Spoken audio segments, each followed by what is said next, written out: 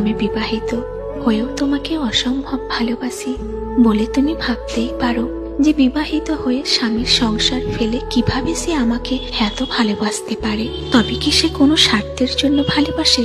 টাকার জন্য না দেহের স্বার্থের জন্য? না, আমার না আছে টাকার লোভ, না আছে দেহের স্বার্থ, আছে শুধু ভালোবাসার স্বার্থ, মানসিক শান্তির স্বার্থ, যেটা আমি আমার স্বামীর কাছে পাইনি। একটা কথা কি জানো, আমার স্বামীর কাছে যদি ভালোবাসা আর মানসিক শান্তি থাকতো, তবে কেন তোমার কাছে আমি ভালোবাসা খুঁজবো?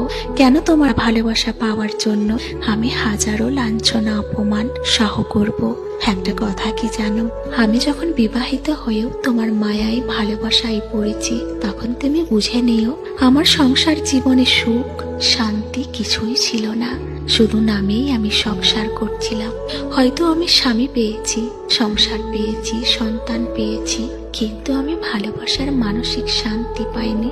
এজন্যই তো আমি তোমার অজানা কারণ অকারণে আমি তোমার মায়ায় পড়ে গেছি। তবে যদি আমাকে ভালোবাসা দিতে না পারো, তবে অবহেলা করো না।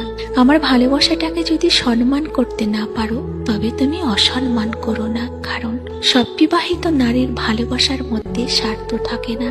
কেউ 10 জনের পেছনে ছুটে স্বার্থের জন্য, আবার কেউ একজনের পেছনে ছুটে বিনা স্বার্থের ভালোবাসা পাওয়ার জন্য। যেমন আমি, আমার ভালোবাসায় কোনো স্বার্থ নেই, আছে শুধু নিঃস্বার্থের ভালোবাসা।